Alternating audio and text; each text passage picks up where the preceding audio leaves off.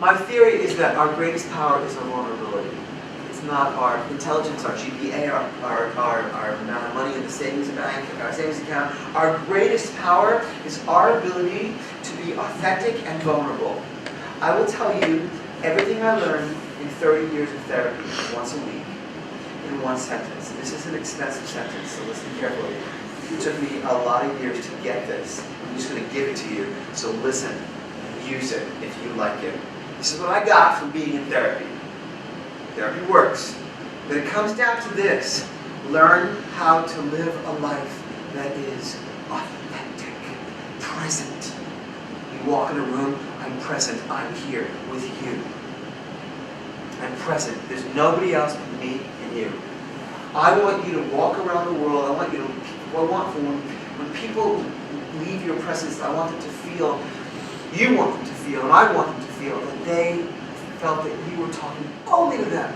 There could be 100 people in the room that I would be talking just to you because you're present and vulnerable. Learn to live an authentic life that is present, vulnerable, always in the process of healing, ever healing, right? But authentic and vulnerable. That's your power.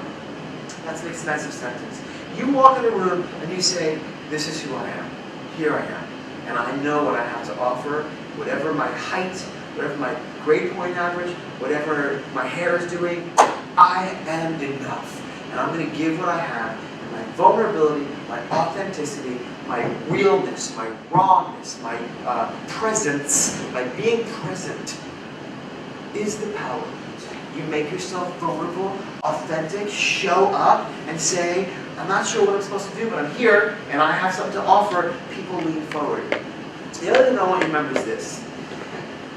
It's when life sucks that you learn most about how to help other people. Why? Because everybody goes through tough times in their lives. So I always thank God in strange ways for the heart in me that breaks when my heart breaks. Because I think that God's trying to tell me how to understand the hearts of others. Listen carefully to what I just said. It's the heart in me that breaks, that helps me understand the hearts of others. Because everybody has a heart that breaks. And everybody has a heart that longs and wants and yearns and hungers for somebody to connect with them, to see them and to tell them they're not alone in the universe. So when you have a broken heart, I want you to feel it. Have the courage to go there so that one day, when you're my age or even sooner, because it's 51, you walk into a room, a room full of people, I promise this is going to happen. You have the courage to live your life authentically with vulnerability. You're going to walk into rooms in your life as you get older, and people are going to turn and look at you.